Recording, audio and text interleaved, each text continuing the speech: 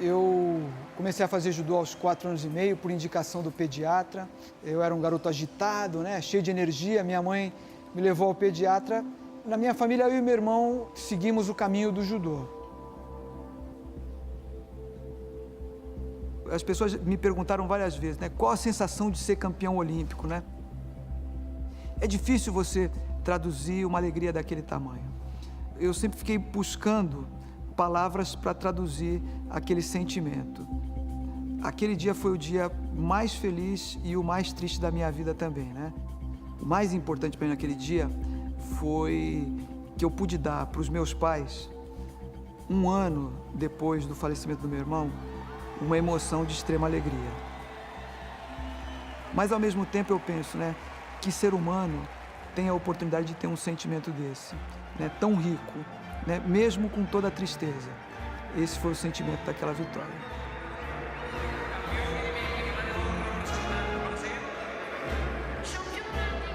Bom, eu acho que é a segunda vez que toco o hino do Brasil aqui nesse ginásio, né? Para mim, poder escutar aqui a segunda vez é uma emoção forte ainda.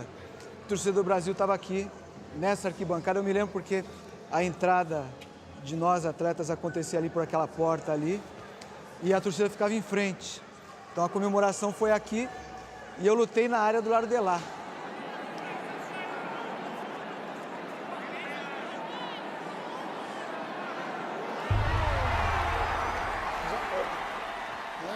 A pegada ainda continua. Já foi. A pegada continua. Mas o Rogério, desde moleque, sempre foi atrevido. Então, quando eu estava já maior, já ele também, falo que treinar com ele era na grosseria. Ele pegava já tinha que olha o tamanho dele. Uma coisa que o Fúvio falou para vocês que é fundamental, eu falo fundamental, é pensar o judô. Nunca me enxerguei como um atleta de talento, extremamente técnico, né? Eu sempre me achei um judoca esforçado, mas eu procurei fazer esse judô simples, né, que eu chamo de arroz e feijão. Eu procurei fazer o melhor que eu podia, né? E talvez até dentro desse arroz e feijão, dessa simplicidade, chegar na maior perfeição possível. É fazer o ataque para frente, para depois vir com uma outra técnica. Essa garotada mais nova conhece o Rogério, com certeza, né? Um judô agressivo, um judô de golpes grandes, né? Mas talvez não saiba como é que o Rogério fazia isso aí, né? Que é uma coisa pessoal dele, né? Do Osotogari, um judô indo pra cima mesmo dos adversários. Você aprende o Osotogari, o primeiro golpe você aprende no judô. Então você pensa que, de repente, por ser aquele primeiro golpe, você pensa assim, mas será que vai ser um golpe campeão olímpico, né? Quase todos os atletas, os judocas, é o primeiro golpe que se aprende, mas chegar nessa perfeição, é assim, é muito estudo dele, persistência. O golpe primário, né? A criança aprende o primeiro golpe, o Osotogari, e foi com esse que ele conquistou a medalha de ouro dele. E ele ganhou competições fazendo o goshi, o Osotogari, isso não existe. As quedas básicas do judô, ele ganhando da Nippon nisso aí, em competições importantes. O Osotogari sai por quê? Porque foi exaustivamente treinado. Fazia 1000 entradas de Osotogari na barra lá na casa dele, fora o que fazia no treinamento. Então, não tem milagre. Porque às vezes as pessoas acham que o cara é campeão mas ele tem dom pro negócio, ele nasceu com... Não existe isso.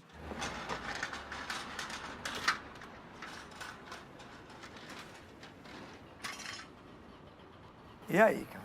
Olha aí, essa barra aqui, Saudade disso aqui, né? saudade. O treinamento era duro aqui, né? 1000 todo dia, mas dá saudade. Se eu pudesse voltar no tempo para fazer esses 1000 ainda hoje, eu faria. Tentaria, pelo menos. Eu me lembro que um dia eu estava terminando uma palestra e você tinha uns 14 ou 15 anos. Aí você virou para mim e disse assim, Sensei, eu quero treinar para ser campeão olímpico. Tem que olhar para frente, não pode olhar para onde a perna vai bater. O professor Jigoro Kano, ele disse o seguinte, que um atleta, para começar a dominar uma técnica, ele tem que fazer essa técnica 100.000 vezes. Então, se você fez 1000 por dia, em 100 dias, você estava com o Osotogari... Pronto para começar a aprender. Pronto para começar a aprender o Osotogari. Por isso, essa barra teve um papel preponderante na preparação dele. A técnica dele foi acertada aqui nessa barra. On tatami B, Kim from Korea, Sampaio from Brazil.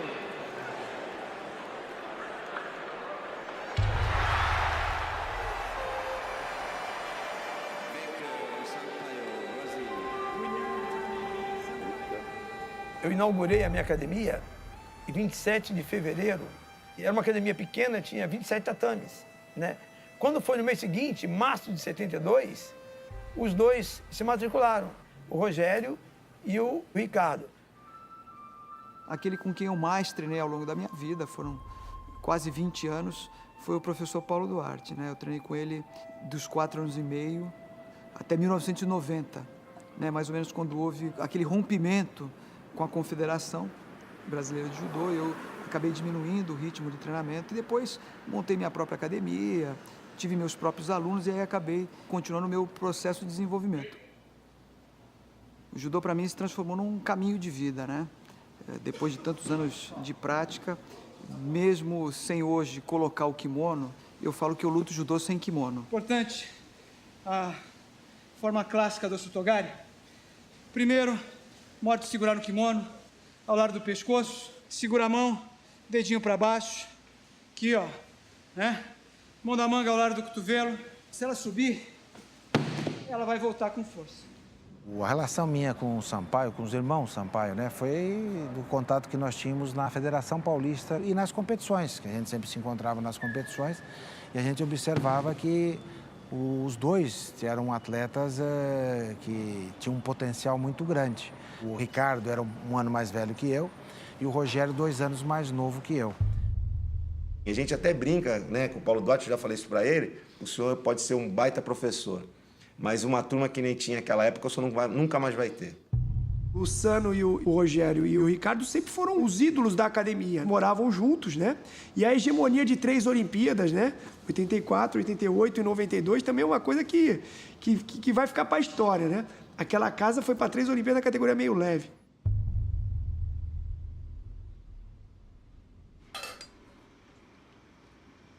Meus 3 filhos foram para a Olimpíada. É muito bom, né? Tinha um amigo deles e às vezes ia treinar também lá naquela barra. Ele falava assim, Dona Neuza, se eu tivesse a mãe que nem a senhora, eu ia ser campeão olímpico. Mas não era porque eu cuidava da alimentação, estava sempre dando atenção, sempre acompanhando. Era só isso, não tinha nada demais. Eles me cederam a cama, né? Que eles dormiam para poder dormir no quarto junto com eles. Era um quarto que normalmente dorme um, né? Eu me lembro bem, tinha um quadro de medalhas de um lado do Ricardo e do outro lado tinha um quadro de medalhas do Rogério. Foi uma época boa.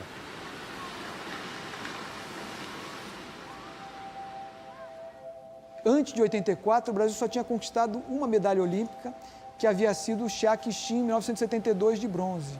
Então, quando eu olhei e falei, puxa, aquele cara que morava no meu quarto, que dormia lá, no mesmo quarto que eu, o cara hoje é um atleta olímpico, né? Foi um dos primeiros momentos da minha vida que eu também sonhei em ser um atleta olímpico, né? Porque era uma coisa inatingível, inalcançável, né?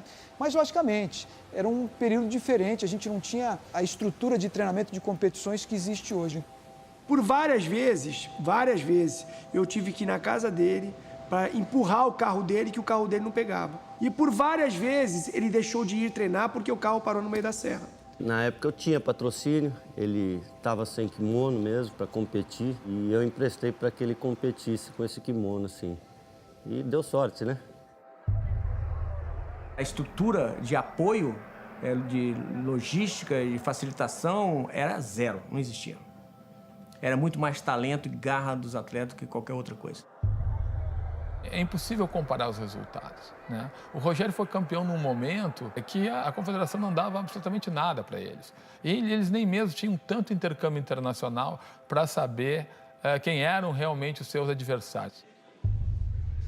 O glamour que existe hoje no Brasil ganhar essas medalhas, isso aí se deve às pessoas do passado que buscaram, né? À custa de muito sacrifício, muito suor, determinação. O pessoal novo agora tem que agradecer muito pelo ganho dessas medalhas, né? De Aurélio Miguel e o Rogério Sampaio, né? Eu peguei a equipe do Brasil em 79, na qual o pessoal era mais da pesada. Aí depois veio uma renovação da equipe, que foi o Aurélio que entrou, foi o irmão dele, o Ricardo Sampaio. Aí essa terceira leva foi o Rogério que veio ainda, que já eram uns garotos muito educados, pô, e fácil de ser controlado, né? O difícil era você controlar a parte, pô, política da confederação em termos da briga com os atletas, né? Nem tudo foram flores, foram rosas, né? Eu tive alguns obstáculos, percalços pelo caminho, principalmente o embate com a Confederação Brasileira de Judô, que aconteceu de outubro de 89 a janeiro de 92, onde eu e um grupo de atletas ficamos afastados das competições internacionais por conta de um movimento que pleiteava melhor estrutura para o judô brasileiro. Só que nesse meio do caminho, a gente não desistiu do sonho olímpico, de ir para uma Olimpíada. Eu nunca me imaginei lutando por outro país que não o Brasil. Mas você vê tanta insegurança dos atletas que não tinham realizado seu sonho, que foram em reuniões até La Paz, e eu falava, meu Deus do céu, tem que acontecer alguma coisa aqui para solucionar isso. E a gente praticamente estava em vias de se naturalizar boliviano para poder competir pela Bolívia. Quando o Bernard, na época secretário de esportes, se aproximou e trouxe para a gente a possibilidade da gente se reatar e voltar a competir pelo Brasil. Então eu resolvi interferir naquela situação de uma forma amigável, óbvio. Chamei as partes, tanto a Confederação Brasileira de Judô e o Aurélio Miguel, que era a espécie de líder de todo o grupo dos atletas. E através de conversas longas, mais de quase um ano de conversa, finalmente a gente conseguiu acertar os dois lados, tanto ao lado dos atletas, através do Aurélio, que os representava, quanto da confederação. A possibilidade de competir uma Olimpíada para nós falava mais alto, ou seja, o Rogério poderia ter sido campeão olímpico pela Bolívia. É uma emoção bastante forte. Participar da festa de abertura é uma emoção inesquecível. Só realmente quem participou é que sabe a dimensão, a força que isso tem dentro da gente. É assim, eu guardo como um dos principais momentos da minha carreira de competidor, embora não tenha sido uma competição, né? Mas foi um momento mágico. E isso aqui lotado, né? Aquele barulho, aquelas luzes, aquela iluminação toda, foi realmente uma grande festa. Em vários momentos, a dificuldade nos ensina a ter um poder de superação maior, né? E comigo não foi diferente. Eu cheguei aqui em Barcelona com um kimono emprestado, eu tinha um carro velho que estava quebrado na garagem porque eu não tinha dinheiro para arrumar, né? Toda aquela situação dentro de casa, o meu irmão tinha falecido, então, toda aquela tensão, né? O Rogério chegava em casa sempre com fome também, assim, abria os armários, com uma fome desgraçada, ia para a geladeira. As pessoas perguntavam assim, eles brigam? Eu falava, não, que é difícil o irmão não estar brigando, né? Mas eles se entendiam muito bem, ele e o Ricardo, se entendiam muito, muito bem. Eles eram muito amigos. Amigos até de usar a mesma roupa. E eu lembro que eu estava de plantão e eu recebi uma ligação no meu plantão dizendo assim, olha, o Sampaio faleceu. Na hora, eu automaticamente pensei assim, putz, foi o Rogério. Nunca pensei que tinha sido o Ricardo. Eu gostando muito, o irmão de Rogério Sampaio, chama Ricardo. Ele é gênio de judô, né? Treinei muito com ele, apanhei. Mas ele apenas suicidou assim, né? A perda do meu irmão foi uma surpresa muito grande para mim. Ela aconteceu no momento em que a gente estava mais próximo. A gente sempre foi muito próximo. Meu irmão era um ídolo, né? Ao longo da minha carreira foi aquela coisa, né? Ele 4 anos mais velho, ele ia indo na frente e eu ia acompanhando, né? Então, no dia anterior ao falecimento dele, era sábado. A gente sempre gostou muito de jogar futebol e eu me lembro que eu tinha um grupo que a gente jogava futebol na praia e acabou o jogo, fomos tomar chopp com os amigos e tal e fomos para casa. Eu estava cansado, eu falei, pô, eu vou descansar. Ele falou, pô, vamos sair, vamos bater um papo e tal. E eu falei, não, eu tô cansado, vai você. E eu fiquei em casa. Eu acho que toda perda, ela insere alguma coisa de positivo. né? Eu falo de perda porque eu também passei por perda, né? É uma perda física, também eu perdi uma perna, né? E a sua visão de mundo muda a partir daí. Você tem dois caminhos depois de uma perda. Ou você sucumbe a essa perda e você vai para a sarjeta, ou você vai se erguer de uma forma muito mais forte. Aí Rogério apareceu. Ele ganhou medalha de ouro, destaque.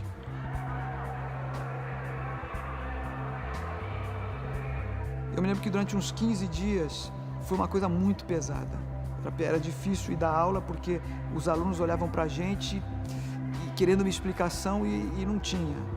Eu pensei, puxa, preciso fazer algo que me faz bem. Né? O que me faz bem? Treinar judô.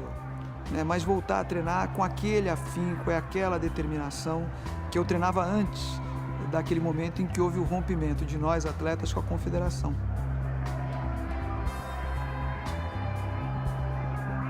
O que fez o Rogério ser o campeão que ele é essa coisa do tempo inteiro o cara atacando e te movimentando, e isso realmente atrapalha qualquer adversário. O Rogério era daqueles caras que ele devia pensar assim, olha, se aquele cara me jogar uma vez, eu vou ter que jogar ele duas. A estratégia do Rogério era uma só, ganhar de pão. Sempre mostrou aquela determinação de vitória, aquela obsessão da vitória, que eu acho essencial nos grandes campeões.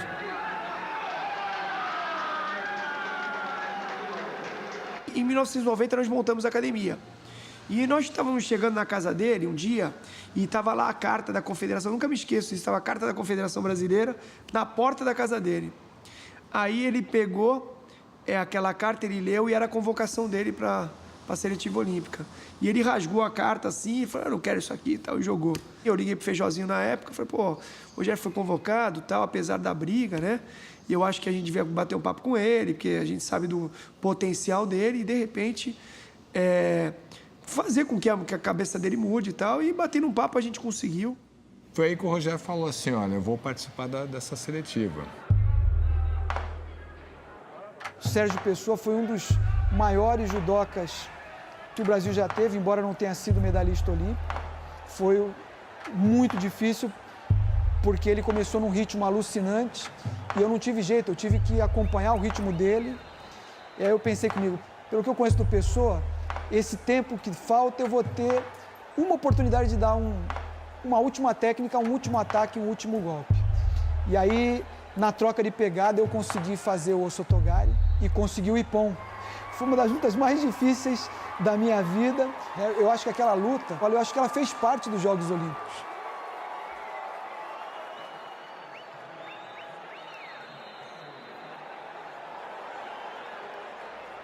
O Rogério, do jeito que ele luta, ele vive. Não é um cara de meias palavras, ele vai lá e decide logo. Ele sempre foi assim, o cara de buscar o Ippon. O Ippon simboliza o quê? O trabalho bem feito, a realização daquilo que você se comprometeu, da tua vida, da tua felicidade. Isso simboliza o Ippon. O que eu acho perfeito. Um Ippon não machuca. O que machuca é o golpe errado, cara. Faltando 3 dias para embarcar para Barcelona, ele chegou assim, ei, Feijó, dá teu aval? Tô liberado psicologicamente? Aí falou, Rogério, a gente precisa treinar o inesperado. Conscientemente, tu faz tudo. Mas quando acaba a consciência, só resta a emoção. Topa fazer um treinamento desse? Como é que faz? A gente bota 7 caras aí para lutar contigo, cada um reveza a 3 minutos, eles sentam e descansam, mas tu fica lá no meio.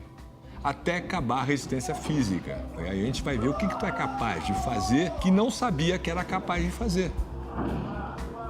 Então eu pedia para vaiar o Rogério e para aplaudir qualquer iniciativa do outro, quem fosse lá com ele. Ele lutou 1h15, cara. 1h15 sem sair do meio da área. Tá? Quando eu dei o matei, eu falei, acabou, tinha um janelão. Na academia, naquela época, ele se debruçou. Eu fui chegar perto. Eu vi que ele estava chorando, cara. Aí, Rogério, tudo bem contigo? Feijó, agora clareou tudo.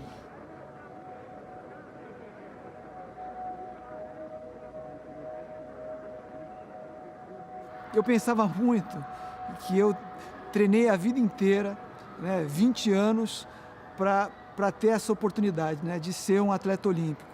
Então, a única coisa que eu pensava era isso, caramba, valeu a pena. Tchau, boa sorte.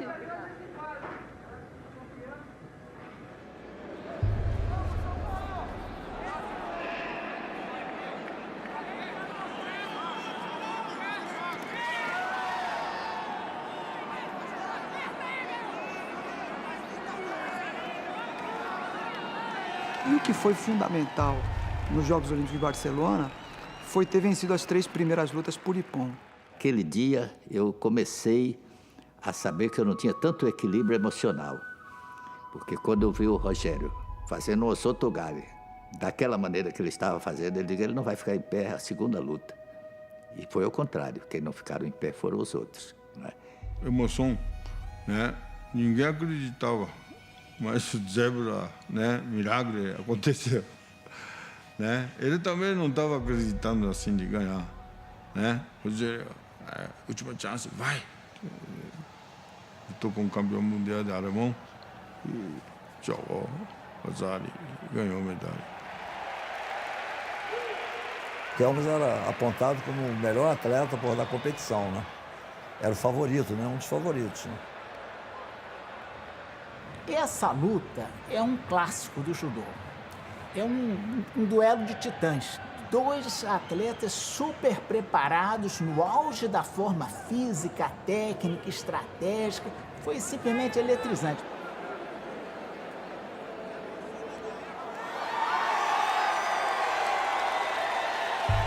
O Rogério vence a luta e o Rogério vem andando na direção da gente, na torcida.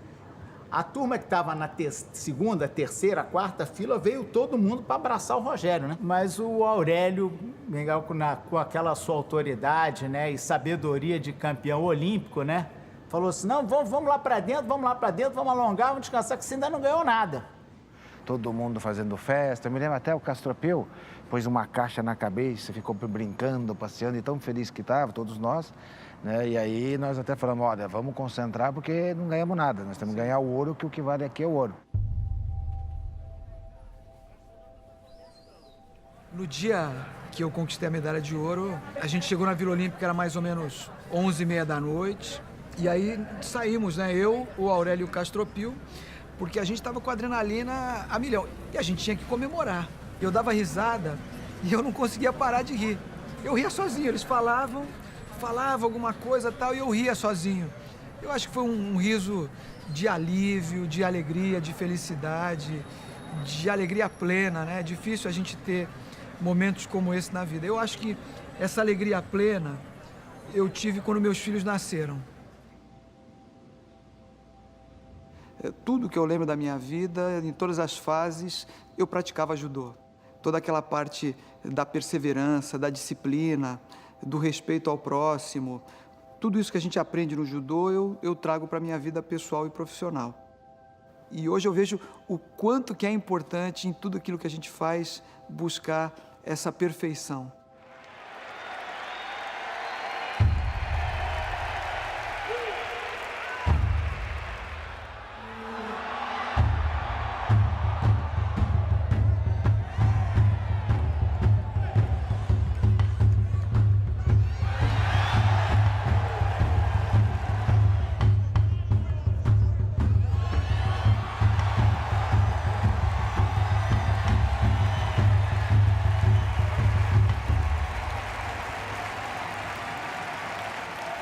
Para cada atleta, ganhar uma Olimpíada tem um significado. Para mim, o principal pensamento foi imaginar que a minha mãe e meu pai, quase um ano depois da morte do meu irmão, iriam ter uma emoção de extrema alegria. Campeão olímpico e medalha de ouro representando Brasil. Champion olympique et médaille d'or représentant le Brésil. Olympic champion and gold medalist representing Brazil. Campeón olímpico y medalla de oro representando a Brasil, Roger Sampaio.